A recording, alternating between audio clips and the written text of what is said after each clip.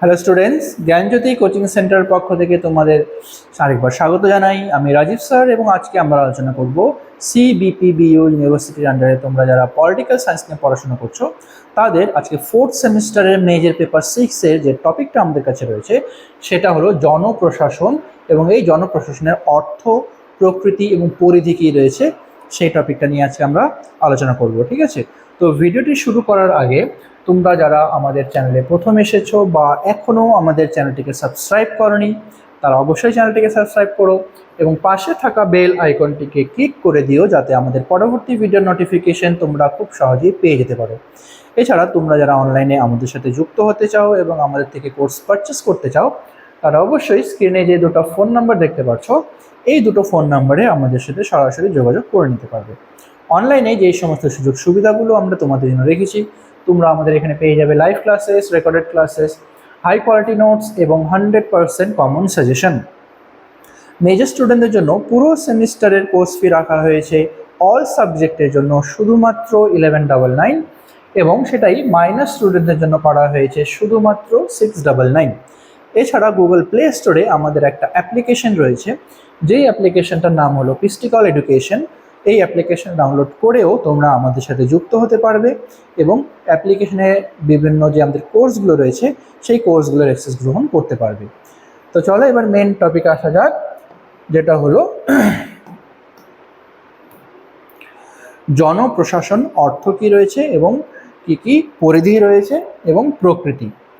তো দেখো, জনপ্রশাসন হলো রাষ্ট্রবিজ্ঞানের একটি অত্যন্ত গুরুত্বপূর্ণ শাখা যা মূলত সরকারি নীতি নির্ধারণ এবং তা কার্যকর করার প্রক্রিয়ার সঙ্গে যুক্ত থাকে। ঠিক আছে, তো জনপ্রশাসন হলো রাষ্ট্রবিজ্ঞানই একটি গুরুত্বপূর্ণ শাখা যেখানে কি করা হয়, যেখানে সরকারি যতগুলো নীতি রয়েছে সেই নীতি নির্ধারণ করা হয় এবং কার্যকর করার প্রক্রিয়ার সাথে এগুলোকে যুক্ত করা হয়। ঠিক আছে, সেই নীতি নির্ধারণগুলোকে বা নীতিগুলোকে কী করে কার্যকর করা হবে সেই সমস্ত বিষয় কিন্তু এখানে করা হয়ে থাকে। তো প্রথম হলো জনপ্রশাসনের অর্থটা রয়েছে কি। ঠিক আছে, তো সহজ কথায় প্রশাসনের যে 4টি জনসাধারণের কল্যাণে এবং সরকারি লক্ষ্য পূরণের কাজ করে তাকেই জনপ্রশাসন বলা হয়। ঠিক আছে, তো জনপ্রশাসন মানে হলো প্রশাসনের যে 4টি জনসাধারণের জনকল্যাণের যে কাজগুলো রয়েছে। ঠিক আছে, জনসাধারণের কল্যাণের ক্ষেত্রে এবং সরকারি লক্ষ্য পূরণের ক্ষেত্রে যে সমস্ত কাজগুলো করে থাকে তাকেই আমরা বলবো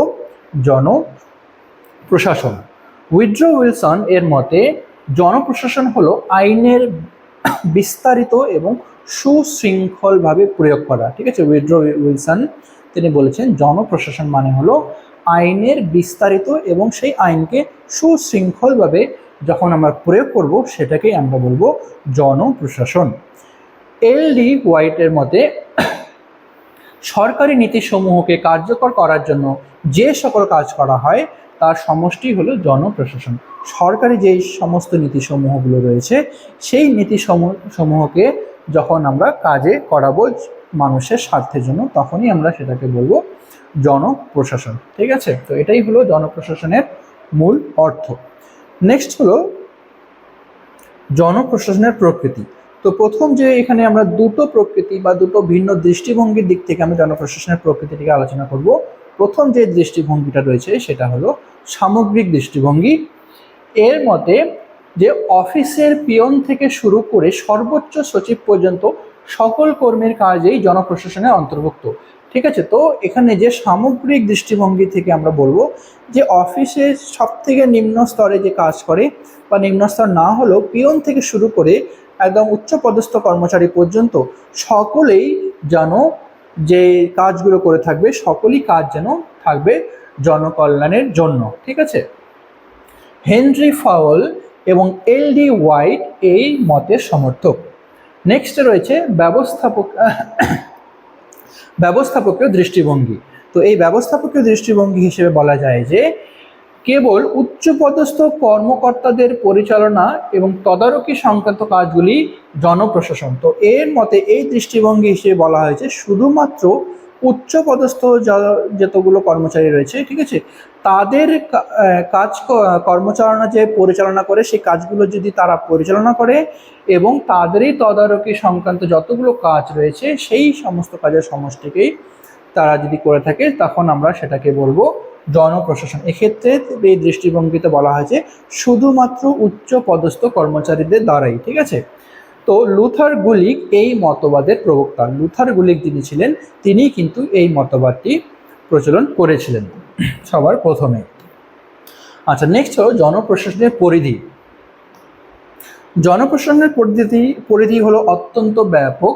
একে মূলত দুটি দৃষ্টিভঙ্গিতে ব্যাখ্যা করা হয়। প্রথমে যেটা বলা হয়েছে পসকোপ, ঠিক আছে, POSDCORB। তো এই দৃষ্টিভঙ্গিতে বলা হয়েছে যে লুথার গুলিক জনপ্রশাসনের পরিধিকে 7টি ইংরেজি অক্ষরের মাধ্যমে প্রকাশ করেছেন। তো এখানে দেখো POSDCORB,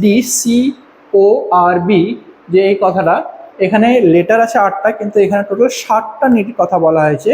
তো প্রথমে পিতে আমরা বলবো পরিকল্পনা গ্রহণ, ঠিক আছে। জনপ্রশাসনের কাজের জন্য সবার প্রথমে যদি আমাদেরকে কাজ করতে হয় তো সেই কাজের আগে পরিকল্পনা করা প্রয়োজন, ঠিক আছে। তো প্ল্যানিং বা পরিকল্পনা করা, যে কোনো কাজ করার আগে সেই কাজের পরিকল্পনা করাটা আমাদের ক্ষেত্রে খুবই জরুরি। তারপরে রয়েছে অর্গানাইজেশন বা সংগঠন গড়ে তোলা। তো সেই পরিকল্পনাটাকে বাস্তবায়িত করার জন্য আমাদেরকে একটা সংগঠন তৈরি করতে হবে। নেক্সট হলো সেই সংগঠনে আমাদের সেই কাজটাকে করার জন্য কর্মীর দরকার, ঠিক আছে। তার জন্য আমাদেরকে কী করতে হবে? কর্মী নিয়োগ করতে হবে। তারপরে সেই কর্মীদেরকে আমাদেরকে নির্দেশ দিতে হবে যে সেই কাজগুলোকে আমরা কীভাবে সঠিকভাবে বাস্তবায়ন করতে পারবো, এটা হলো নির্দেশনা প্রদান। তারপরে রয়েছে সমন্বয় সাধন বা কোঅর্ডিনেশন, ঠিক আছে। কাজগুলো তাদের মধ্যে সঠিকভাবে করা হচ্ছে কিনা, ঠিক আছে, যেন তারা যে কর্মীদেরকে নিয়োগ করা হলো তারা যেন তাদের কাজগুলো সঠিকভাবে করে, তাদের জন্য তাদেরকে কোঅর্ডিনেট করা খুবই প্রয়োজন। তারপরে হচ্ছে রিপোর্টিং বা কাজের অগ্রগতি রিপোর্ট করা, সেই কাজগুলো সেই কর্মীদের দ্বারা সঠিকভাবে করা হচ্ছে কিনা। তো সেক্ষেত্রে কী করবে? সেই কর্মীরা কাজের রিপোর্ট কিন্তু কমিটিকে প্রদান করবে। এবং সবার শেষে, এবং যেটা সবথেকে বেশি গুরুত্বপূর্ণ, সেটা হলো বাজেট, ঠিক আছে। বাজেট বা আর্থিক ব্যবস্থাপনা, যে কোনো কাজ বা প্ল্যানিং বা সেটাকে কোনো একটা সংগঠন তৈরি করা, কর্মী নিয়োগ করা, তাদের পরিচালনা করা, ঠিক আছে, সমস্ত কিছুর পেছনে যে মূল আমাদের জিনিসটা প্রয়োজন হয়ে থাকে সেটা হলো বাজেট বা অর্থ, ঠিক আছে। তো এই 7টি আলাদা আলাদা অক্ষরের মাধ্যমে জনপ্রশাসনকে তিনি প্রকাশ করেছেন। নেক্সটে রয়েছে বিষয়বস্তুগত দৃষ্টিভঙ্গি।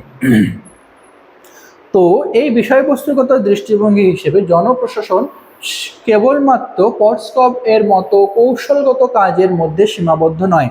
তো যে 7টি আলাদা আলাদা ভাগে আমরা বিভক্ত করে পড়লাম, ঠিক আছে। প্রথমে কাজকে পরিচালনা করা, কোনো প্ল্যানিং করা, তারপরে সেই প্ল্যানিংকে বাস্তবায়িত করার জন্য আমাদেরকে সংগঠনের দরকার, কর্মী নিয়োগ, বিভিন্ন যে করলাম। তো শুধুমাত্র এই 7টি নীতির উপরে কিন্তু সীমাবদ্ধ নয় এই দৃষ্টিভঙ্গি হিসেবে।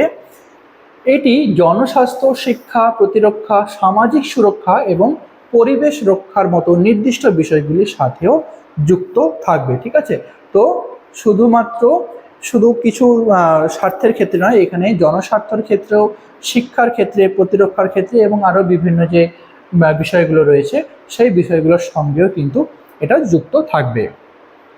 নেক্সট রয়েছে আধুনিক গুরুত্ব। বর্তমান কল্যাণকামী রাষ্ট্র জনপ্রশাসনের পরিধি ক্রমাগত বৃদ্ধি পাচ্ছে। ধীরে ধীরে এই যে জনকল্যাণকামী যে রাষ্ট্র রয়েছে, যতগুলো রয়েছে ওয়েলফেয়ার স্টেট, এদের ক্ষেত্রে জনপ্রশাসনের যে কাজের পরিধি কিন্তু ধীরে ধীরে বৃদ্ধি পেয়ে যাচ্ছে। এখন এটি কেবল আইন শৃঙ্খলা রক্ষা নয়, বরং দরিদ্র দূরীকরণ এবং অর্থনৈতিক উন্নয়নের প্রধান হাতিয়ার হিসেবে কাজ করে থাকে। শুধুমাত্র আইন শৃঙ্খল রক্ষাই করা এদের মেন কাজ নয়, এখন ধীরে ধীরে তাদের কাজের যে পরিধি সেটা খুবই ধীরে ধীরে আস্তে আস্তে বৃদ্ধি পাচ্ছে। তো এখানে যে কাজটা বৃদ্ধি পেয়েছে এটা হচ্ছে দরিদ্র দূরীকরণ করা এবং অর্থনৈতিক উন্নয়নের যে প্রধান হাতিয়ার হিসেবে কিন্তু কাজ করে থাকে, ঠিক আছে।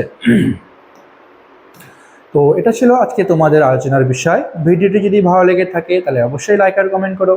দেখা হবে পরবর্তী ভিডিওতে নতুন কোনো টপিক নিয়ে। ততক্ষণ পর্যন্ত ভালো থেকো, সুস্থ থেকো।